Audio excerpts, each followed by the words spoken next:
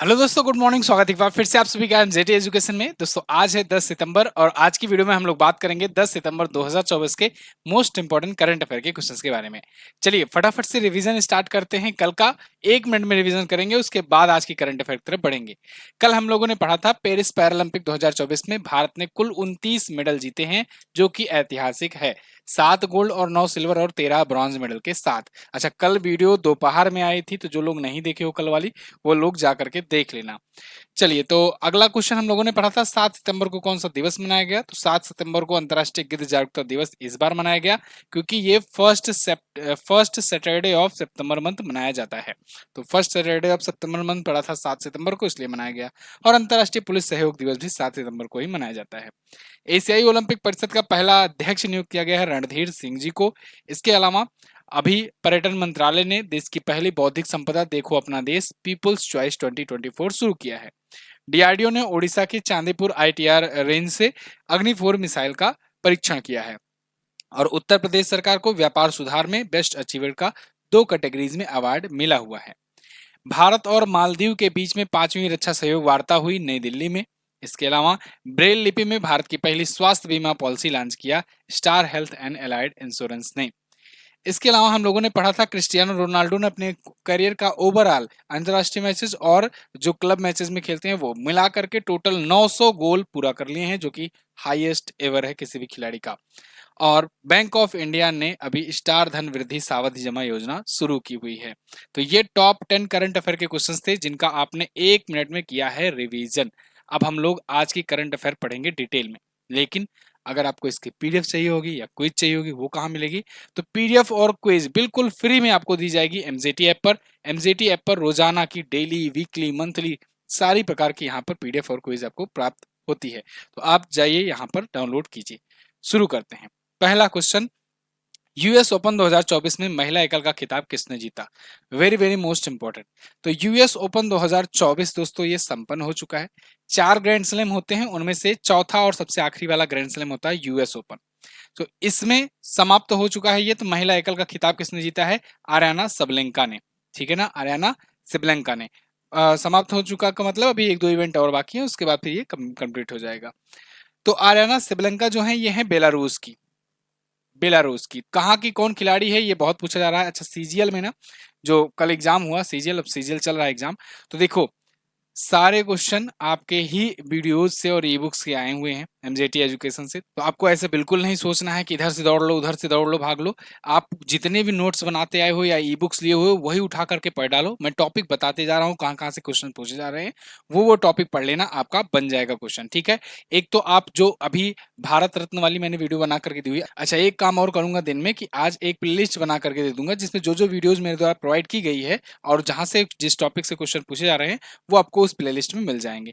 जैसे जैसे दोस्तों भारत रत्न आप याद कर लो, भारत रत्न पर मैंने वीडियो कई सारी दी हुई है। इसके अलावा प्रमुख संविधान संशोधन से और जो 2022-23 में जो बिल और एक्ट वगैरह आए हैं, उन पर मैं ट्रेंडिंग टॉपिक पर कई सारी वीडियोस दिया हुआ हूँ, वहां से क्वेश्चंस बन रहे हैं। और एक और देख लेना, जो अभी 3 नए कानून आए हुए हैं ना, जो बीएसएस भारत संहिता, भारत न्याय संहिता वगैरह है, इसको पढ़ लेना। इस पर भी मैंने वीडियो दी हुई है, इसकी वीडियो देख लेना अच्छे से, क्या क्या नियम है, क्या क्या प्रावधान है, चेंजेस है।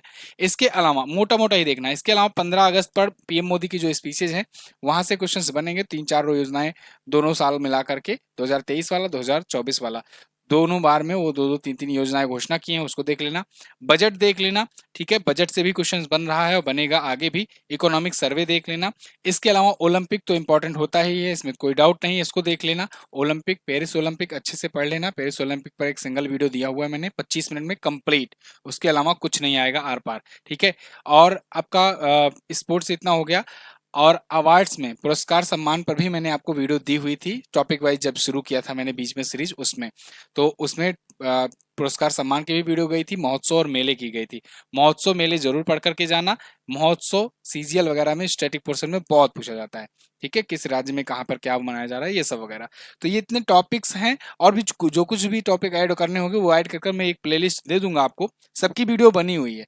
कोई भी दिमाग में अगर टॉपिक आए तो उसको लिख करके आगे एमजेटी एजुकेशन लिख देना, सब मिलेगा। देखो, मैं वही टॉपिक बार बार वीडियो अपलोड करूं तो ये अच्छा नहीं लगता है, इसलिए ऐसा नहीं करता हूं मैं।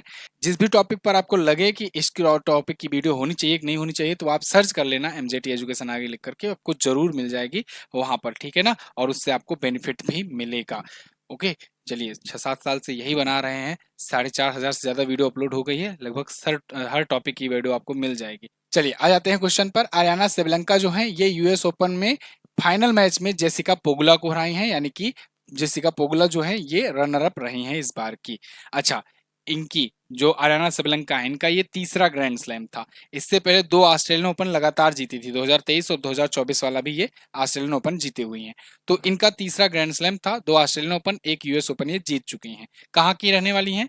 ये बेलारूस की रहने वाली हैं, अभी विश्व रैंकिंग में दूसरे स्थान पर है, ठीक है। अच्छा, दूसरी चीज ये यूएस ग्रैंड स्लैम आया है, तो ग्रैंड स्लैम के बारे में थोड़ा सा जान लेते हैं, और कल मैं जब आपको मेंस वाला बताऊंगा तब आपको पूरी लिस्ट भी बताऊंगा। और ये मैं ये सोच कर चलूंगा कि इसको मैं आज बताया हूं तो अगले दिन नहीं बताना पड़ेगा, ठीक है। रोजाना वीडियो देखो आप।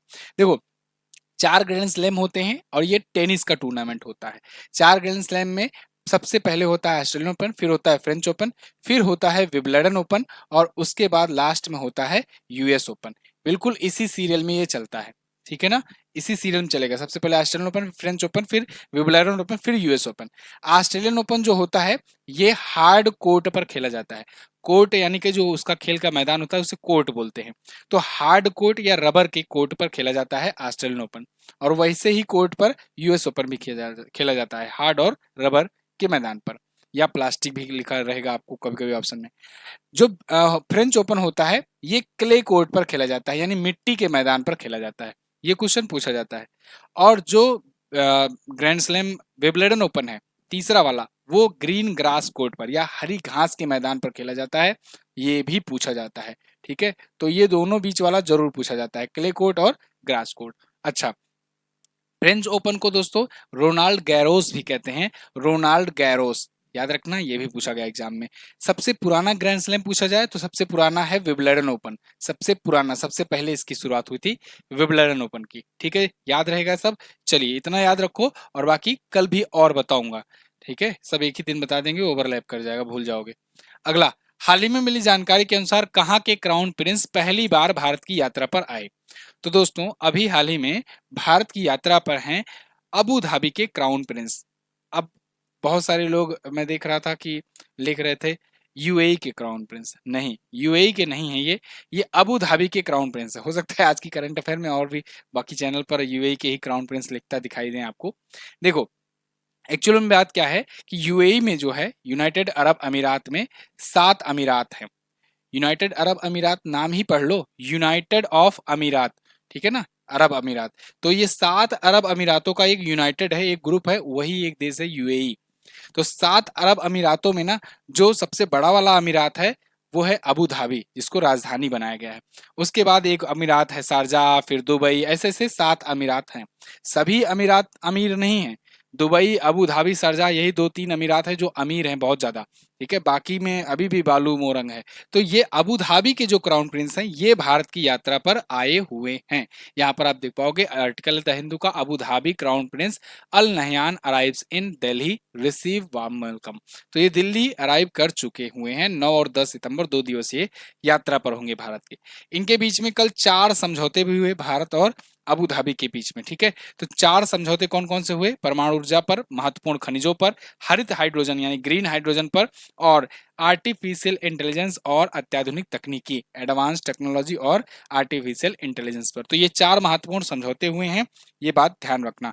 देखो, भारत के प्रधानमंत्री जब सिंगापुर गए थे अभी, सिंगापुर और ब्रुनेई, तो वहां सिंगापुर में सेमीकंडक्टर पर समझौते हुए, और 3 और समझौते हुए थे। भारत के प्रधानमंत्री यूक्रेन और पोलैंड की अभी विजिट पर गए थे, तो वहां पर यूक्रेन में शांति स्थापित करने के लिए बातचीत चली, पोलैंड में भी वो गए थे विजिट पर पहले। तो ये सभी जो अभी हाल फिलहाल की विजिट्स हुई है ना, अपने प्राइम मिनिस्टर के दूसरे देशों में, या दूसरे देशों के जो आ रहे हैं वो अपने देशों में, तो ये भी ध्यान रखना, यहाँ से भी क्वेश्चंस बनते हैं, अच्छे खासे बनते हैं। ये भी पूछे जाते हैं कितने समझौते हुए, किस किस मामलों पर समझौते हुए। तो खास करके ये ध्यान रखना, ये ऊर्जा क्षेत्र में देखो, अगर ध्यान दो तो ऊर्जा क्षेत्र में ज्यादा समझौते ये हुए हैं।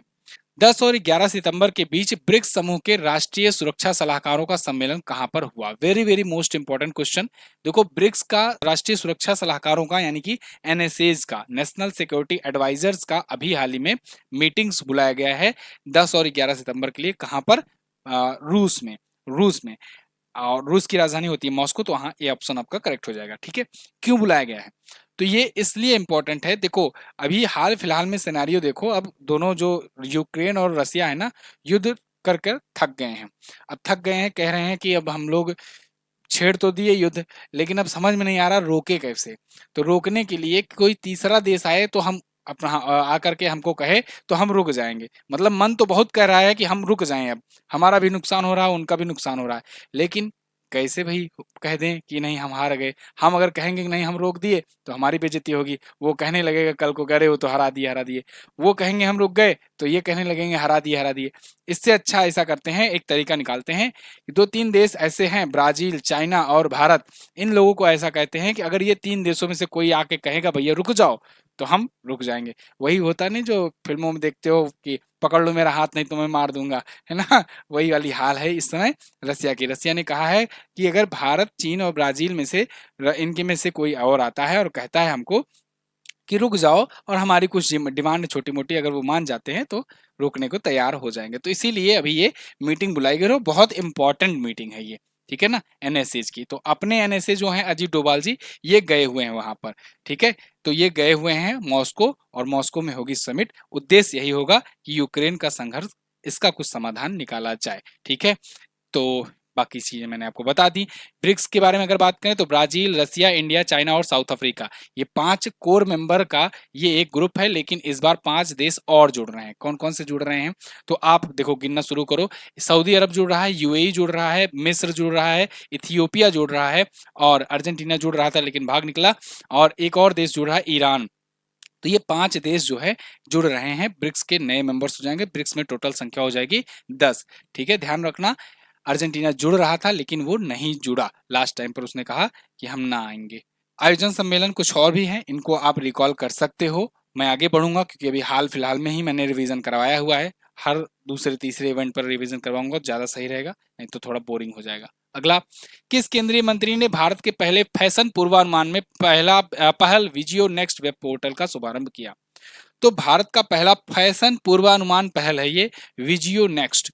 विजियो नेक्स्ट एक वेब पोर्टल टाइप का है, और इसको लॉन्च किया है दोस्तों अभी अपने केंद्रीय कपड़ा मंत्री गिरिराज सिंह जी ने। गिरिराज सिंह जी ने यहाँ पर देखिए, union minister of textile Shri Giriraj Singh launches India first fashion broadcasting initiative vision next, Visio next है, सॉरी। विजियो नेक्स्ट जो होगा ना, ये एक प्रकार से अत्याधुनिक टेक्नोलॉजी की मदद से आपको देखेगा, आप किस प्रकार से लग रहे हैं देखने में, पसंद क्या है कपड़े के मामले में, इसको चेक करेगा। उसके बाद आपके अनुरूप वहां पर कपड़े दिखाएगा, आप नए नए फैशन डिजाइन के। तो ये इससे आने वाले समय में ना बिल्कुल फैशन की दुनिया भारत में बदलने वाली है। तो साथ ही साथ इन्होंने परिधि 24x25 नाम का एक बुक भी लॉन्च किया है इसी के साथ में। तो इसका विजियो नेक्स्ट पोर्टल का उद्देश्य यही है कि आर्टिफिशियल इंटेलिजेंस साथ ही साथ इमोशनल इंटेलिजेंस दोनों का इस्तेमाल करते हुए किसी व्यक्ति का कैसे, किस प्रकार से उनका, उनके लिए फैशन ट्रेंड बनाया जाए, और खास से खास भारत की भी परंपरा इसमें शामिल हो, परंपरागत भारतीय संस्कृति भी इसमें उसकी भी छाप हो। तो इसको लेकर के ट्रेंड सेट करेगा और उसके आधार पर कपड़े बनाए जाएंगे, भारत के साथ साथ विदेशों में भी बेचे जाएंगे। तो ये काफी ज्यादा एक अग्रणी होने वाला है भारत इस सेक्टर में। काफी अच्छा पहल है, याद रखना, विजियो नेक्स्ट पोर्टल, विजियो नेक्स्ट पोर्टल। अगला, वैश्विक मादक पेय पदार्थ निर्यात सूचकांक में भारत किस स्थान पर है? तो देखो, वैश्विक मादक पेय निर्यात सूचकांक में भारत है 40वें स्थान पर। मादक पेय, मुझे नहीं लगता इसको समझाने की जरूरत पड़ेगी। ठीक है, दारू, दारू, अल्कोहल, अल्कोहल के ब्रेवरेज एक्सपोर्ट इंडेक्स में भारत 40वें स्थान पर है। भारत जो है चाहता है कि अपना स्थान और अच्छा इंक्रीज करे। भारत ने पिछले वित्तीय वर्ष में 2023-24 में टोटल जो निर्यात किया था 2200 करोड़ का, तो 2200 करोड़ का जो एक्सपोर्टेशन किया था ना, वो 262 मिलियन होता है। हम लोग चाह रहे हैं कि इसको बढ़ा करके 1000 मिलियन कर दें, यानी कि 1 बिलियन कर दें, 1 बिलियन यूएस डॉलर तक कर दें अपना एक्सपोर्ट बढ़ा करके। किस सेक्टर में? अल्कोहल के सेक्टर में, मादक पदार्थों में, मादक पेय पदार्थ का निर्यातन में, ठीक है ना। मतलब पेय पदार्थ है तो मादक पेय मतलब कि दारू ही, ठीक है। अगर मादक केवल होता तो मादक में बहुत सारी चीजें होती, तो वो सब तो हम लोग बेचते नहीं ना इंडिया वाले, वो सब तो अफगानिस्तान वाले बेचते हैं। तो यहाँ पर मादक पेय पदार्थ के निर्यात में हम लोग आगे बढ़ना चाहते हैं। इसमें भारत सरकार की मेड इन इंडिया पहल होगी, भारत में बनेगी, और कृषि और प्रसंस्कृत खाद्य उत्पादन निर्यात विकास प्राधिकरण जो है अपीडा, इसकी सहायता से भारत बेचेगा। तो आने वाले टाइम पर भारत का लक्ष्य है $1 बिलियन तक पहुंचने का इसके एक्सपोर्टेशन में। ये ध्यान रखना, अभी है 40वें स्थान पर दुनिया में। अगला, अब सूचकांक हैं, चलो सूचकांक काफी दिन हो गए हैं तो आज रिकॉल कर लेते हैं। ग्लोबल रियल एस्टेट पारदर्शिता सूचकांक में 31वें स्थान पर भारत है। हेनले पासपोर्ट इंडेक्स में अब नए अपडेट में भारत 82वें पर आ गया है। जेन एआई यानी जनरेटिव एआई इनोवेशन में हम लोग 5वें पर हैं। आईएमएफ की एआई प्रिपेयर्डनेस इंडेक्स में हम लोग 72वें पर हैं, और ग्लोबल एनर्जी ट्रांजिशन इंडेक्स में हम लोग 63वें पर हैं, और पर्यावरण प्रदर्शन सूचकांक में 176वें पर हैं। वैश्विक शांति सूचकांक में 116वें पर हैं। ग्लोबल जेंडर गैप इंडेक्स में 129वें पर, और यात्रा और पर्यटन विकास के इंडेक्स में हम लोग 39वें स्थान पर हैं। यहाँ से कहीं से भी क्वेश्चन पूछा जा सकता है। देखो सीजीएल वगैरह में ना एग्जाम में 100% आपको करंट अफेयर के और कोर्स लिए होगे तो जीके के भी क्वेश्चन मिलेंगे।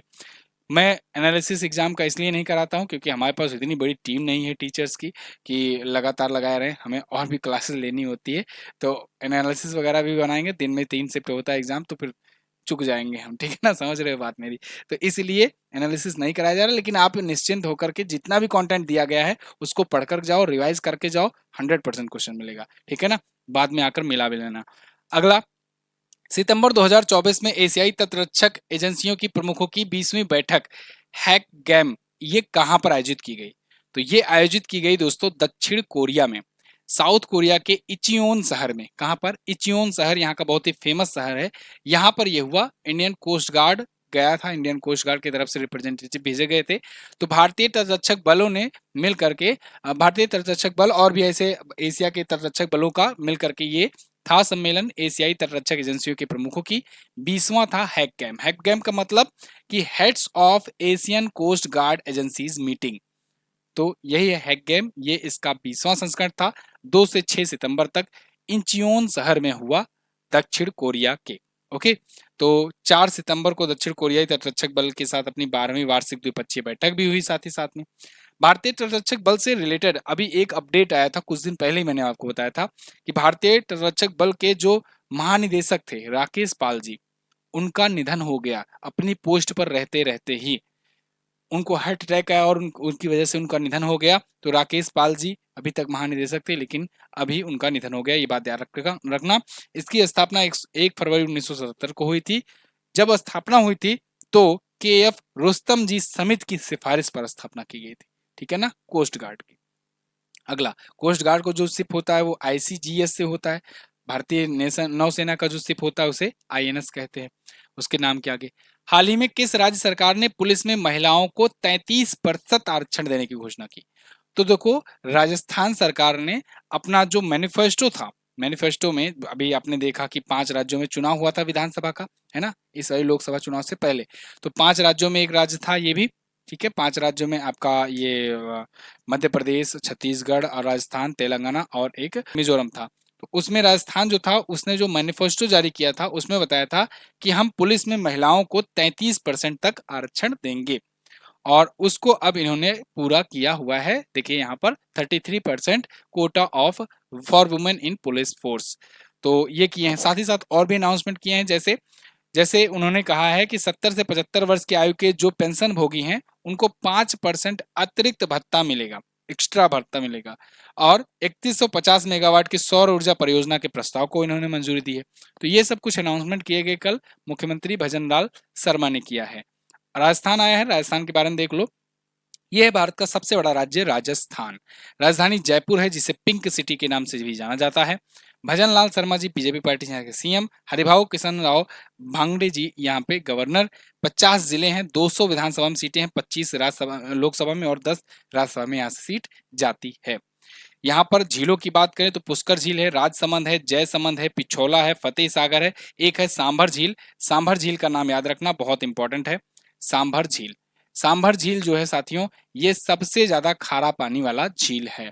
सबसे ज्यादा खारा पानी लवणता के मामले में इसकी है। लेकिन अगर पूछा जाए खारे पानी की सबसे बड़ी झील कौन सी है, तब आप चिल्का झील बताएंगे, उड़ीसा में यहाँ पर है, ठीक है ना, लेगून झील है। तो वो पहली रामसर साइट भी है, वो दूसरा बात है। यहाँ लवणता के मामले में सबसे खारा पानी इसका है, सबसे बड़ी झील वो है। अच्छा, सरिस्का नेशनल पार्क है, रणथंभौर नेशनल पार्क है, केवला देवघाना पक्षी विहार है यहाँ पर, घूमर, पनिहानी, कालबेलिया, गरबा, गरबा भी थोड़ा बहुत होता है, लेकिन घूमर, पनिहारी, कालबेलिया यहाँ के प्रमुख लोक नृत्य हैं। इसके अलावा यहाँ पर मेहंदी, मेहंदी याद रखना, मेहंदी जो है ये यहाँ की प्रमुख लोक कला है, पूछी जाती है। गुजरात, मध्य प्रदेश, उत्तर प्रदेश, हरियाणा और पंजाब से अपना बॉर्डर लगाता है राजस्थान। अगला, 8 सितंबर को निम्न में से कौन सा दिवस मनाया गया? 8 सितंबर को दोस्तों सबसे महत्वपूर्ण दिवस मनाया जाता है अंतरराष्ट्रीय साक्षरता दिवस, इंटरनेशनल लिटरेसी डे। लिटरेट होना बहुत आवश्यक है, साक्षर होना बहुत जरूरी है। इसी के प्रति अवेयरनेस फैलाने के लिए विश्व भर में अंतरराष्ट्रीय साक्षरता दिवस मनाया जाता है। साथ ही साथ विश्व भौतिक चिकित्सा दिवस भी मनाया जाता है, वर्ल्ड फिजिकल थेरेपी या फिजियोथेरेपी डे मनाया जाता है। दुनिया भर में साक्षरता बढ़ावा देने के लिए ये दिवस मनाया जाता है। भारत में अगर बात करें तो भारत में दोस्तों सबसे साक्षर जो राज्य केरल है, और सबसे कम साक्षर राज्य जो है वो है बिहार। आप मुझे कमेंट करके बताओगे 2011 की जनगणना के अनुसार भारत की साक्षरता दर कितनी है? चलिए, तो पहली बार इसे मनाया गया था 1967 में। शुरुआत हालांकि घोषणा 1966 से कर दी गई थी यूनेस्को के द्वारा। और इस बार की थीम है promoting multilanguage education for harmonious understanding and peace. यहाँ पर ये प्रमुख दिवस हैं अभी तक आए हुए सितंबर मंथ के, रिवीजन कर लो। 2 सितंबर को विश्व नारियल दिवस मनाया गया, 5 को राष्ट्रीय शिक्षक दिवस मनाया गया, 5 को अंतर्राष्ट्रीय चैरिटी दिवस मनाया गया, 7 सितंबर अंतर्राष्ट्रीय गिद्ध जागरूकता दिवस मनाया गया, और 7 सितंबर को अंतर्राष्ट्रीय पुलिस सहयोग दिवस मनाया गया। गिद्ध जागरूकता फर्स्ट सैटरडे, ठीक है ना, ऑफ सितंबर, याद रखना इसे।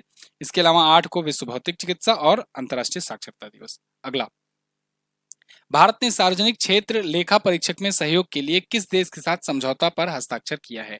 तो सार्वजनिक क्षेत्र के लेखा परीक्षा में अभी सहयोग के लिए भारत और यूएई के बीच में, यूनाइटेड अरब अमीरात के बीच में समझौता हुआ है। संयुक्त अरब अमीरात के लेखा परीक्षक और अपने भारत के महालेखा परीक्षक, ये दोनों ने अभी मीटिंग करी हुई है। कहां पर? यूएई में, अबू धाबी में। तो ये भारत की जो हैं वो कैग हैं, comptroller and auditor general of India, CAG हैं, यानी कि भारत के नियंत्रक और महालेखा परीक्षक हैं। नाम क्या है? गिरीश चंद्र मुर्मू जी। तो ये जो हैं फिलहाल हुमैद ओबैद खलीफा ओबैद अबू सिब के साथ मिले और अबू धाबी यूएई में हस्ताक्षर किए लेखा परीक्षा में सहयोग के लिए। तो भारत का लेखा और महापरीक्षक जो है संविधान के अनुच्छेद 148 में है। अच्छा, ये भी ध्यान रखना, जितने भी आयोग हैं, ठीक है ना, जितने भी आयोग हैं उनका जो गठन किया गया है, जैसे यूपीएससी हो गया, ठीक है, चुनाव आयोग हो गया, इनका गठन कब कब किया गया और किस किस अनुच्छेद में आते हैं, ये भी ध्यान रखना है आपको, ये पढ़ करके जाना है, ठीक है, सीजीएल वाले एग्जाम में। इसके अलावा लोक नृत्य याद कर डालो अच्छे तरीके से, इस पर भी मैंने वीडियो बना रखी है। जो ऐतिहासिक किताबें रही हैं चर्चित, उसको पढ़ डालो, वो भी इंपॉर्टेंट होगी आपके एग्जाम के लिए। अगला, एशियन गेम्स 2026 में किस खेल को शामिल करने की घोषणा हुई है? तो देखो, पूरी तरीके से तो नहीं, लेकिन एक प्रदर्शनी के रूप में शामिल किया जाएगा योगासन को। योगासन को एशियन गेम्स 2026 जो होने वाला है ना, कहां पर होगा? जापान में होगा। चलो बताओ, एशियन गेम्स 2022 कहां पर हुआ था? कहां पर हुआ था एशियन गेम्स 2022? कहां पर हुआ था? भारत ने हिस्सा लिया था ना 2022। कहां पर हुआ था? चीन में हुआ था। अभी जापान में होगा 2026 वाला। तो इसमें ये कहा गया है कि भारत की तरफ से योगासन जो है ये भेजा जाएगा, इंक्लूड किया जाएगा भारत की रिकमेंडेशन पर। लेकिन चूंकि अभी इतना खिलाड़ी नहीं है, सब कुछ उतने केवल भारत के ही खिलाड़ी हैं, दुनिया भर में उतना आने के चांसेस कम है, तो इसलिए कहा जाएगा कि अभी इस बार जो है वो प्रदर्शनी खेल के रूप में शामिल किया जाएगा। धीरे धीरे एशियन गेम्स में आएगा, आगे चल करके इसको जब खेल गेम में बना दिया जाएगा, फिर ओलंपिक वाले भी देखेंगे, नजर गड़ाएंगे, और देश के पार्टिसिपेंट आएंगे तो ओलंपिक में भी शामिल करा लिया जाएगा। तो इससे एक ये हो जाएगा कि भारत ने इस गेम को दिया है, ठीक है। फिलहाल भारत प्रयास में लगा है कि 2030 में जब होगा, जब एशियन गेम्स होगा, तो उस वाले में योगासन को पूर्ण खेल के रूप में शामिल किया जाए, यानी मेडल खेल के रूप में शामिल किया जाए। प्रदर्शनी वाले में क्या होता है कि जाकर के खेल दिखाएंगे, यहाँ ये खेल है, ये नया खेल है, ठीक है, इस तरीके से हम लोग खेलते हैं। और उसके बाद फिर अगली बार जब होगा, तब कई देशों के जब आएंगे, तब उसको मेडल खेल के रूप में शामिल कर लिया जाएगा। जब तो जब मेडल खेल के रूप में आ जाएगा तो उसमें मेडल भी दिया जाएगा, मतलब विजेता भी घोषित किया जाएंगे। ठीक है, तो अभी 44वीं एशियाई ओलंपिक परिषद की बैठक हुई थी, उसी में भारत ने अपना ये पक्ष रखा।